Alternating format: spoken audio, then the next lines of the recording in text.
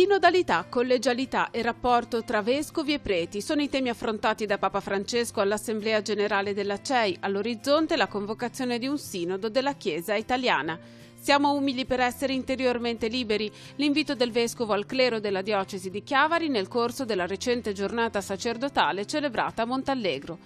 Teleradio Pace compie 29 anni di attività, un servizio a Dio e all'uomo che si realizza grazie all'aiuto della provvidenza e di tanti benefattori. Giovedì 30 maggio la festa a Rupinaro. La liturgia come luogo di comunione e di missione è il nucleo della riflessione proposta dal monaco di Bose, Goffredo Boselli. L'incontro ha chiuso il percorso diocesano di formazione liturgica. Un percorso lungo un anno si è concluso a Chiavari il corso di aggiornamento per gli insegnanti di religione promosso dalla diocesi. Significativo il cammino intrapreso anche alla luce delle attività comuni di laboratorio.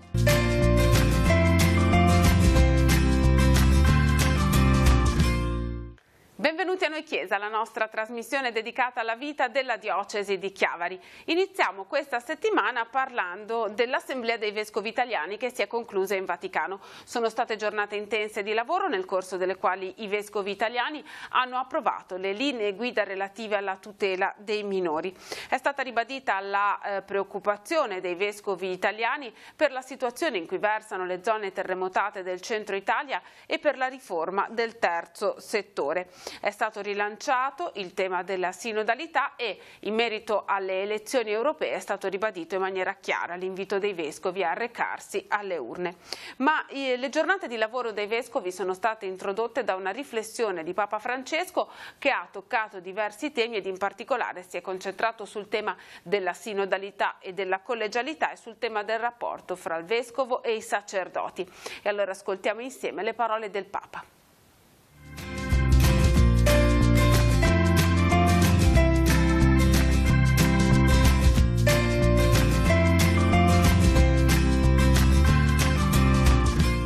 Cari fratelli, vi ringrazio per questo incontro che desiderei fosse un momento di aiuto al discernimento pastorale sulla vita e la missione della Chiesa italiana. Vi ringrazio anche per lo sforzo che offrite ogni giorno nel portare avanti la missione che il Signore vi ha affidato e nel servire il popolo di Dio con e secondo il cuore del buon pastore. Vorrei oggi parlarvi nuovamente di alcune questioni che abbiamo trattato nei nostri precedenti incontri per approfondire, integrarle con questioni nuove per vedere insieme a che punto stiamo. Vi darò la parola in seguito per rivolgermi le domande, le perplessità, l'ispirazione, le critiche, tutto quello che portate nel cuore. Sono 3 punti che io vorrei parlare. Primo, sinodalità e collegialità. In occasione della commemorazione del 50° anniversario dell'istituzione del Sinodo dei Vescovi, tenutasi il 17 ottobre del 15, ho voluto chiarire che il cammino della sinodalità è il cammino che Dio aspetta dalla Chiesa del terzo millennio, è dimensione costitutiva della Chiesa, così che quello che il Signore ci chiede, in un certo senso, è già tutto contenuto nella parola sinodo. Anche il nuovo documento della Commissione Teologica Internazionale sulla sinodalità nella vita e nella missione della Chiesa, nel corso della sessione plenaria del 17, afferma che la sinodalità nel contesto ecclesiologico indica lo specifico modus vivendi operanti della Chiesa popolo di Dio, che manifesta e realizza in concreto il suo essere comunione nel camminare insieme, nel radunarsi in assemblea e nel partecipare attivamente di tutti i suoi membri alla sua missione evangelizzatrice. E prosegue così. Mentre il concetto di sinodalità richiama il coinvolgimento e la partecipazione di tutto il popolo di Dio alla vita e alla missione della Chiesa, il concetto di collegialità precisa il significato teologico e la forma di esercizio del ministero dei Vescovi a servizio della Chiesa particolare affidata alla cura pastorale di ciascuno e nella comunione tra le Chiese particolari insieme all'unica e universale Chiesa di Cristo, mediante la comunione gerarchica del Collegio Episcopale col Vescovo di Roma. La collegialità, pertanto, è la forma specifica in cui la sinodalità ecclesiale si manifesta e si realizza attraverso il ministero dei Vescovi sul livello della comunione tra le chiese particolari e in una regione sul livello della comunione tra tutte le chiese nella Chiesa universale. Ogni autentica manifestazione di sinodalità esige per la sua natura l'esercizio del ministero collegiale dei Vescovi. Fino a qui il documento della Commissione teologica. Mi rallegro dunque che questa Assemblea ha voluto approfondire questo argomento che in realtà descrive la cartella clinica dello stato di salute della Chiesa italiana e del vostro operato pastorale ed ecclesiastico. Potrebbe essere di aiuto affrontare in questo contesto l'eventuale carente collegialità e partecipazione nella conduzione della conferenza CEI sia nella determinazione dei piani pastorali che negli impegni programmatici economico-finanziari. Sulla sinodalità, anche nel contesto di un probabile sinodo per la Chiesa italiana, ho sentito rumori ultimamente di questo, sono arrivati fino a Santa Marta. Vi sono due direzioni: sinodalità dal basso verso l'alto, ossia il dover curare l'esistenza e il buon funzionamento delle diocesi, i consigli, le parrocchie, il coinvolgimento dei laici, e cominciare dalle diocesi. Non si può fare un grande sinodo senza andare alla base, no? Questo è il modo dal basso in alto.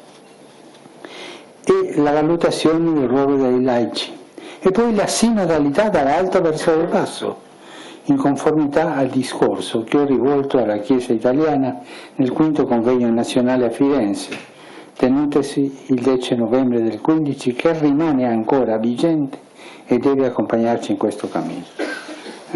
Se qualcuno pensa a fare un sinodo della Chiesa italiana, si deve incominciare dal basso in alto, così, e dall'alto in basso col documento di Firenze. E questo porterà tempo, ma si camminerà sul sicuro, non sulle idee. No? Secondo punto, la riforma dei processi matrimoniali.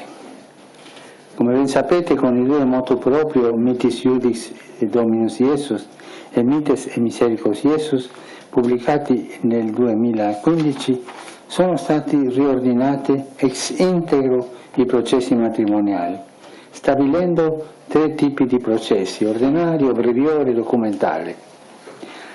L'esigenza di snellire le procedure ha condotto a semplificare il processo ordinario, con l'abolizione della doppia decisione conforme obbligatoria.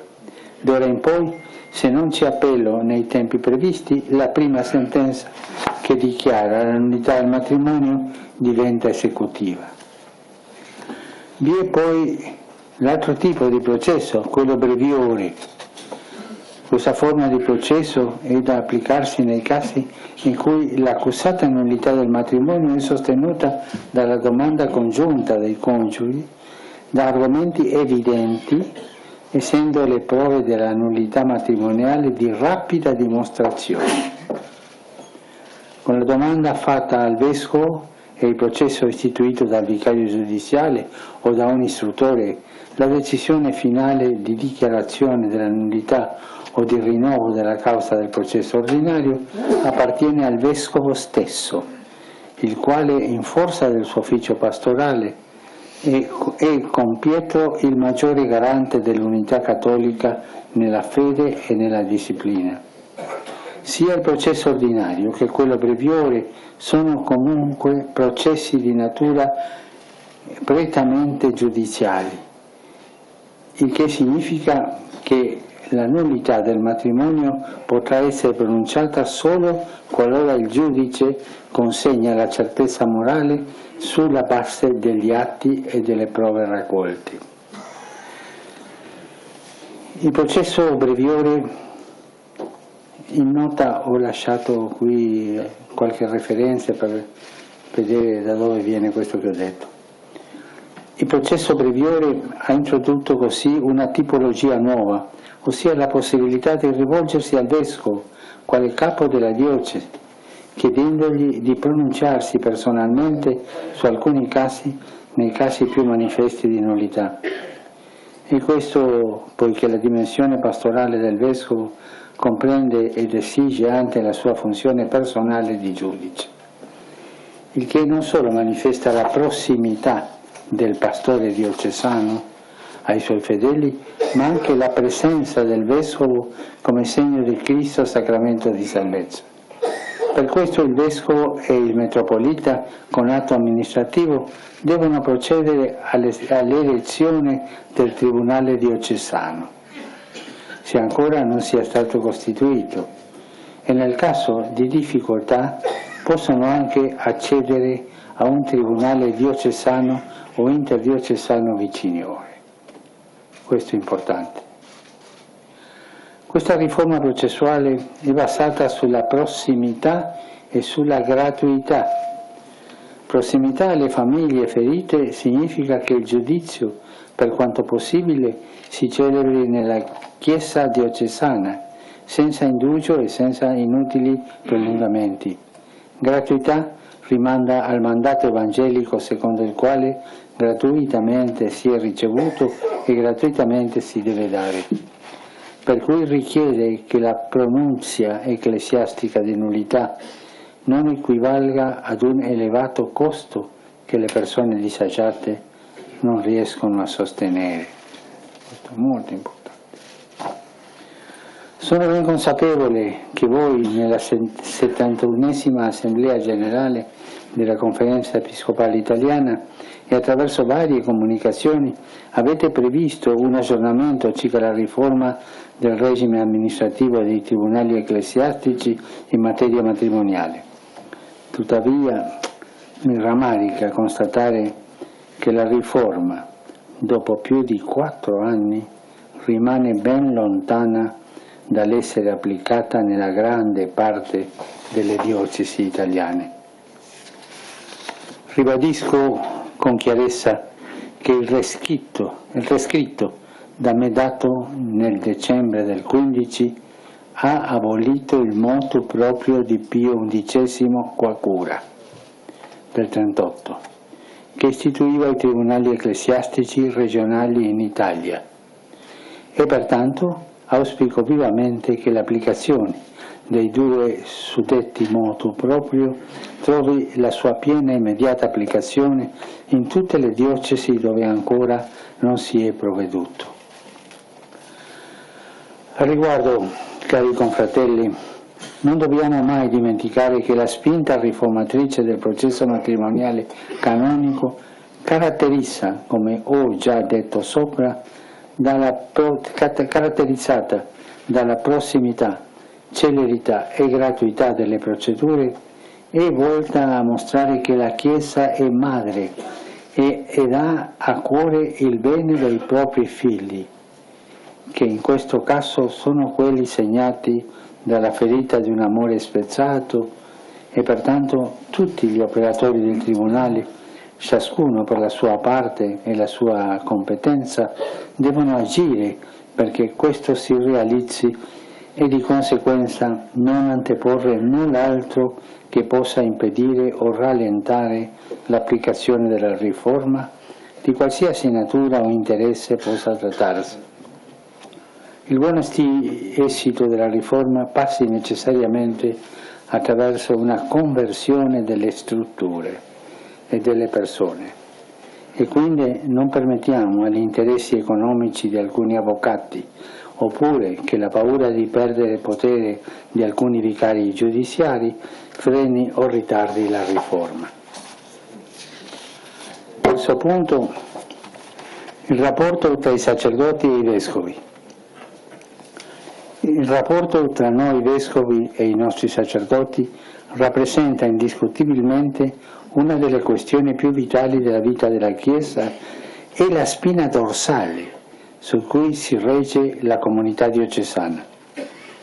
Cito le parole sagge di Sua Eminenza Bassetti quando scrisse: se si dovesse incrinare questo rapporto, tutto il corpo ne risulterebbe indebolito e lo stesso messaggio finirebbe per affievolirsi. Il Vescovo è il pastore, il segno di unità per l'intera Chiesa diocesana, il padre e guida per i propri sacerdoti e per tutta la comunità dei credenti. Egli ha il compito inderogabile di curare in primis e attentamente il suo rapporto con i suoi sacerdoti. Alcuni vescovi purtroppo fanno fatica a stabilire relazioni accettabili con i propri sacerdoti, rischiando così di rovinare la loro missione e addirittura indebolire la stessa missione della Chiesa. Il Concilio Vaticano II ci insegna che i presbiteri costituiscono con il loro vescovo un unico presbiterio, sebbene destinati a uffici diversi. Ciò significa che non esiste vescovo senza il suo presbiterio e a sua volta non esiste presbiterio senza un rapporto sano con un episcopo. Anche il decreto conciliare Christus Dominus afferma: tutti i sacerdoti, sia diocesani sia religiosi, in unione con il vescovo, partecipano all'unico sacerdozio di Cristo e perciò sono costituiti provvidenziali cooperatori dell'ordine episcopale. Perciò essi costituiscono un solo presbiterio e una sola famiglia di cui il vescovo è padre. Il rapporto solido tra il vescovo e i suoi sacerdoti si basa sull'amore incondizionato testimoniato da Gesù sulla croce, che rappresenta l'unica vera regola di comportamento per il vescovo e i sacerdoti. In realtà i sacerdoti sono i nostri più prossimi collaboratori e fedeli, sono il prossimo più prossimo. Si basa anche sul rispetto reciproco che manifesta la fedeltà a Cristo, l'amore alla Chiesa, l'adesione alla buona novella.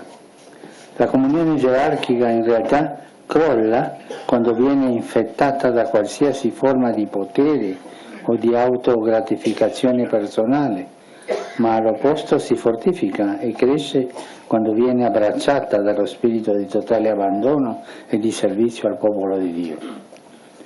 Noi vescovi abbiamo il dovere di presenza e di vicinanza con il popolo cristiano, ma in particolare con i nostri sacerdoti, senza discriminazione e senza preferenze o preferitismo.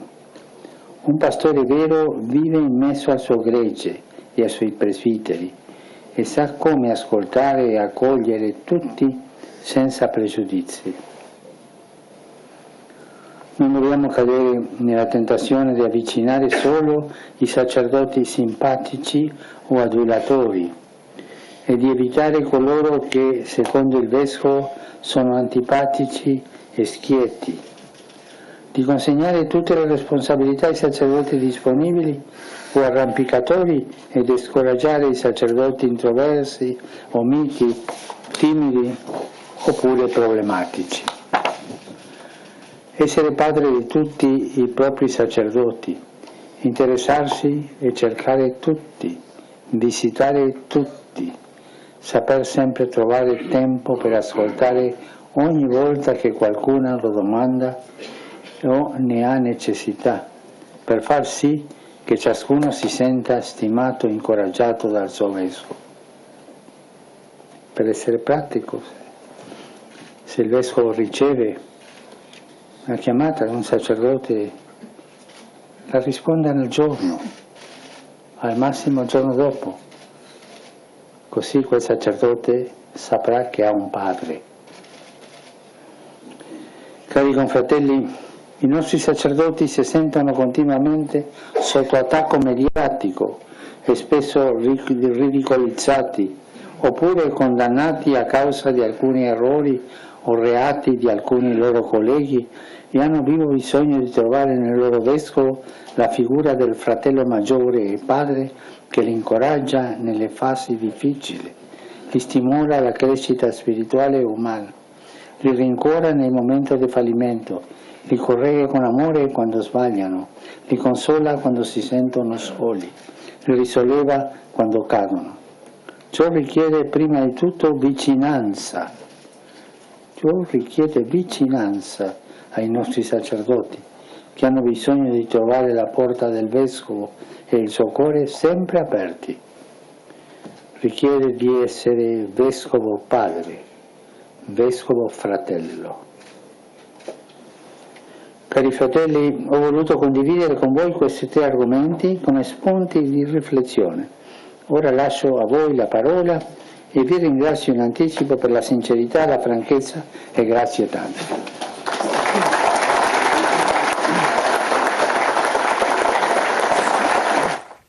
Sul tema del rapporto fra il Vescovo e i sacerdoti torniamo con le nostre immagini al Santuario Mariano di Montallegro a Rapallo, dove venerdì scorso il Vescovo della nostra diocesi, Monsignor Alberto Tanasini, ha incontrato i sacerdoti nel corso della tradizionale giornata sacerdotale, l'appuntamento annuale che corona i lavori della Scuola del Clero, nel corso del quale vengono festeggiati gli anniversari speciali di ordinazione presbiterale. Un momento di festa dunque, ma anche un momento di riflessione proprio in merito alle parole pronunciate dal Vescovo nel corso dell'omelia. Vediamo.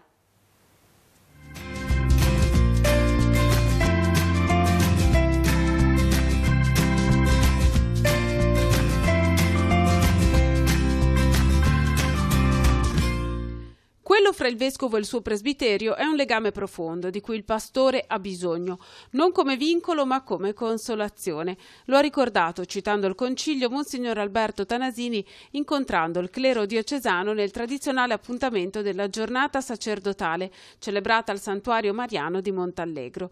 Nel corso della messa, durante la quale il Vescovo ha ricordato i suoi 50 anni di ordinazione sacerdotale e i 15 dal giorno in cui ha preso possesso della diocesi di Chiavari, Monsignor Tanasini ha sottolineato che il tempo che passa mette in evidenza la grazia di Dio, ma anche i limiti. Rassicurati perché avvolti dal manto di Maria, ha proseguito Monsignor Tanasini, guardando la Vergine non si può non pensare alla sua umiltà. E riferendosi all'omelia pronunciata nel mercoledì santo, durante la quale il pastore della diocesi ha formulato un invito al clero all'obbedienza in quanto disponibilità al progetto di Dio, Monsignor Tanasini ha precisato che alla base di tutto sta l'umiltà. Umiltà come capacità di farsi piccoli per non scandalizzare mai, umiltà come virtù profonda del cuore che aiuta a trovare il proprio posto. L'umiltà è quella che sconfigge le nostre presunzioni. Le nostre presunzioni. Tante volte, troppe volte forse, ci troviamo a dover in un qualche modo affermare noi stessi, perché se no chi siamo? Ci diciamo, cosa vogliamo, che interesse suscitiamo. Ecco, essere umili vuol dire non preoccuparci di tutto questo. L'umiltà allora vince le nostre tentazioni di narcisismo, di piegamento su noi stessi, di pretesa di riconoscimenti. L'umiltà ci libera, ci fa liberi davvero interiormente. Ma l'umiltà, ha proseguito Monsignor Tanasini, aiuta anche a moderare la creatività, intesa non come servizio ma come espressione di se stessi. E allora ci troviamo a pensare che noi siamo più della Chiesa, siamo più delle direttive della Chiesa, che non è così necessario essere attenti e obbedienti alle direttive della Chiesa. La creatività che va contro gli indirizzi della Chiesa genera confusione nei fedeli, ha spiegato il Vescovo, e ha bisogno di essere moderata dall'umiltà. Il Vescovo ha confessato di chiedere per se stesso questa umiltà. Tanti spigoli, tanti conflitti, tante opposizioni tra di noi spariscono, perché l'umiltà è alimento della carità. Nel corso della celebrazione c'è stata la missione agli ordini sacri di 3 seminaristi e sono stati ricordati i giubilei sacerdotali, in particolare il 25° anniversario di ordinazione di Don Franco Brioni, Don Matteo Benetti, Don Federico Tavella, Don Luigino Castagnola, Don Alessandro Capaldi e Padre Luca Bucci. Sono stati festeggiati i 50 anni di sacerdozio di Don Emilio Iozzelli e Padre Lorenzo Zamperin ed alcuni anniversari speciali, il 60° di ordinazione di Don Vittorio Gotelli e Monsignor Romano Ferroggiaro, il 70° di sacerdozio di Don Pietro Tassi e Padre Olivo Pallanc. Un lungo applauso infine per Monsignor Alberto Tanasini alla consegna del pensiero da parte del clero della diocesi.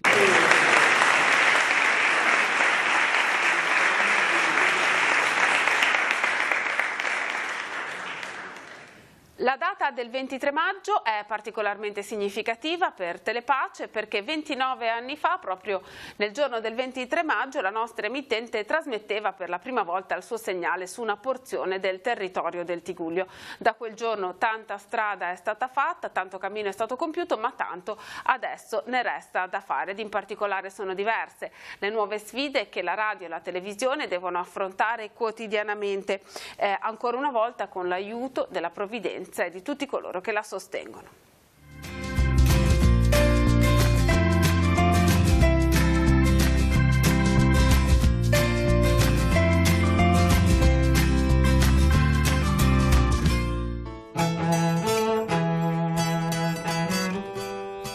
«29 anni fa nasceva l'esperienza della nostra emittente. Telepace nasceva piccolissima con un impianto che forniva un po' di servizio su Chiavari, Lavagna e qualche zona dell'entroterra.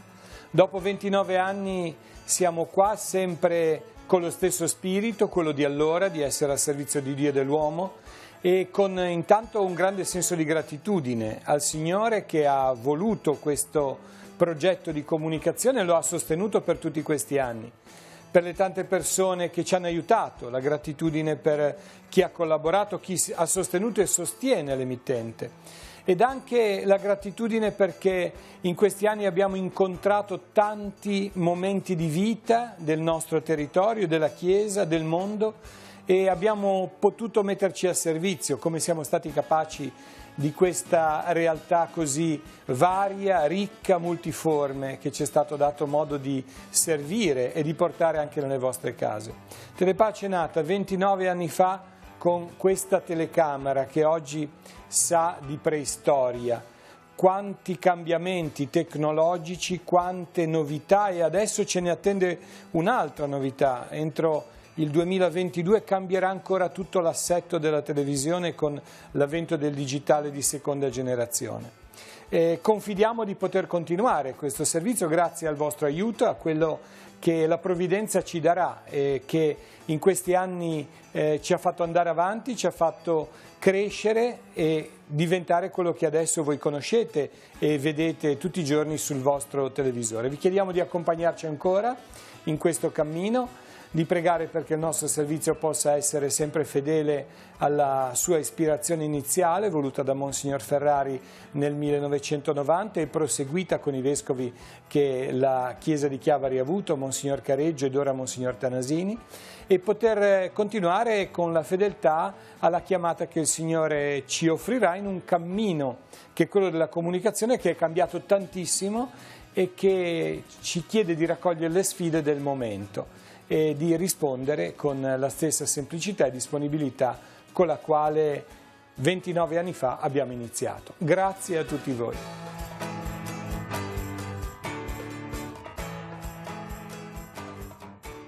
E Telepace festeggerà il suo compleanno giovedì 30 maggio alle 19 con la Santa Messa presieduta dal Vescovo Alberto Tanasini nella chiesa di San Giacomo di Rupinaro a Chiavari. Seguirà un momento conviviale.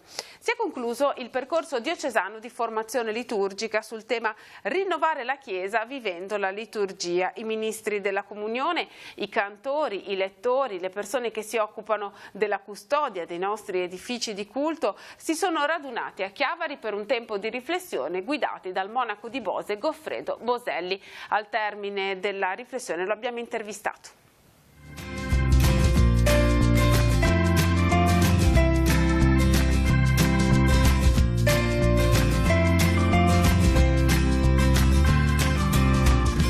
come la liturgia può aiutare a vivere la personale relazione con il Signore nella sinfonia di un noi. La liturgia è il luogo dove si vive l'io e il noi insieme. L'io e il noi non sono due realtà contrapposte, ma due realtà che sono chiamate a unirsi. Quindi nella liturgia c'è l'io, anche nei testi io credo, io dico amen, ma c'è il noi della comunità cristiana, il noi dei fratelli e delle sorelle che celano insieme il Dio nel quale credono. Nel nostro contesto sociale e culturale in profonda trasformazione, in continuo e rapido cambiamento, come la liturgia oggi può essere un luogo di missione?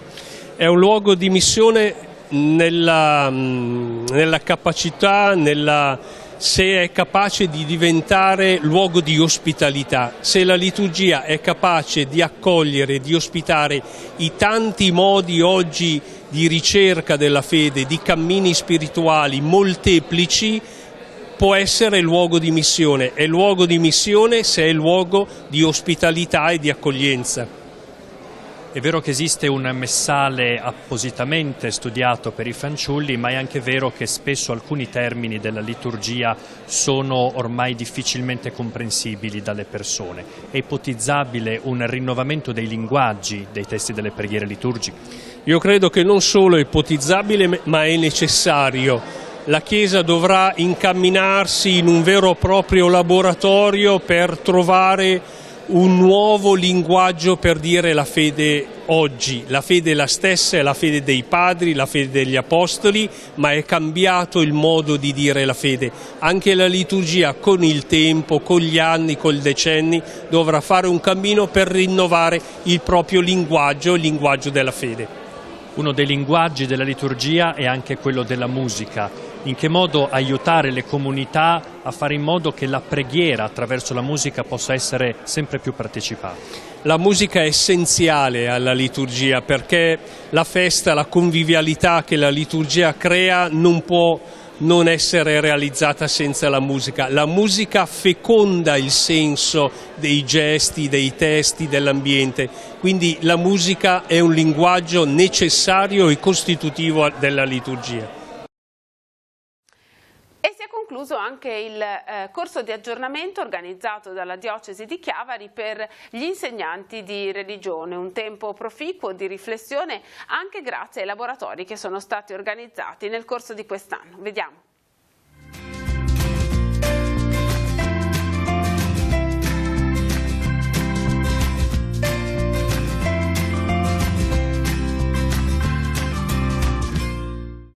L'incontro con Monsignor Alberto Tanasini chiude tradizionalmente il tempo di cammino di formazione degli insegnanti di religione della nostra diocesi. Quali frutti avete colto quest'anno? Il frutto più grande è stato quello dell'incontrarci, del confrontarci e aiutare anche a formarci per sempre avere a cuore il desiderio che l'insegnamento non può essere un'esperienza chiusa, ma nell'incontro con i ragazzi, con i colleghi occorre rimettersi in gioco, per cui abbiamo affrontato sia gli aspetti che riguardano l'insegnamento della religione, sia anche gli aspetti che riguardano le metodologie e gli apprendimenti dal punto di vista pedagogico, per cui un mix che ci ha portato anche a fare dei laboratori per poter essere, diciamo, più pronti sia dal punto di vista della nostra testimonianza e anche sul come saperla presentare ai ragazzi e ai giovani. Spesso del ruolo dell'insegnante di religione si sottolineano gli aspetti di difficoltà, no? La fatica nel comunicare ai giovani e la fatica anche a farsi un po' accettare come insegnanti all'interno del mondo della scuola. Invece vediamola da un altro punto di vista. Lei da cosa è stato colpito quest'anno, in quest'anno di lavoro e di rapporto con i suoi studenti? Ma soprattutto direi dall'incontro con i ragazzi di prima, che avevano il desiderio comunque di conoscermi e di conoscere anche qual era l'affrontare la religione diventando più grandi, ecco. Magari avevano l'esperienza delle elementari e delle medie, quindi anche domande che avevano nel loro cuore, aspetti anche che vedevano intorno presi dall'attualità che si legavano comunque alle domande profonde della vita, per cui direi che è importante e mi rimane questo desiderio di stare insieme, ecco, del superare anche magari a volte dei pregiudizi per poter fare una strada insieme. Negli ultimi anni abbiamo sottolineato spesso l'importanza della testimonianza da parte dell'insegnante di religione. Da questo punto di vista l'essere insieme, il camminare insieme è fondamentale. Ah certo, soprattutto cercare di dare concretezza alle parole che si dicono, legandole alla storia personale, alle loro scelte di ogni giorno, e poi mostrare anche quello che dici con dei gesti che siano gesti di tenerezza, di misericordia, proprio quello che noi narriamo con l'esperienza che raccontiamo di Dio. Che cosa l'ha colpita di più di questo anno scolastico che si sta per concludere? Ogni anno scolastico è un anno a sé e noi insegnanti di religione cattolica secondo me abbiamo un privilegio, nel senso che vediamo tanti bambini. Nella scuola primaria abbiamo 11 classi e in media insomma vediamo sui 180 bambini alla settimana. Quindi è un'esperienza intensa, bella, formativa, non solo per i bambini ma anche per noi, e in più noi abbiamo questa bella tradizione, se vogliamo definirla tradizione, di questi corsi di aggiornamenti annuali che con scadenza di solito mensile, poi dipende un pochino dagli impegni, da come viene calendarizzato all'inizio dell'anno, questi corsi di aggiornamenti che tutte le volte hanno un tema diverso. Quest'anno è stato decisamente molto bello, come avrà già spiegato Don Alberto, e in più abbiamo avuto una parte di laboratori divisi in gruppi non soltanto per argomenti ma anche diciamo a seconda del quale quale grado di scuola uno appartiene, e decisamente è un'esperienza bella, formativa, perché ecco lì ci mettiamo noi al lavoro, ci mettiamo anche in discussione ed è sicuramente ogni volta è arricchente. Ecco, secondo me questi corsi sono veramente arricchenti perché alla fine dell'anno uno va a casa con un bagaglio di esperienza personale, di condivisione, e sicuramente è positivo.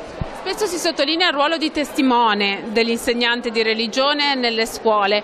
Da questo punto di vista forse nella scuola primaria è ancora più importante, perché la tenerezza di un insegnante fa molto nella comunicazione. Decisamente, un pochettino per la fascia d'età che trattiamo, dai 6 ai 10 anni, poi soprattutto quando si prendono piccolini, si fa un cammino di 5 anni, si cresce con loro.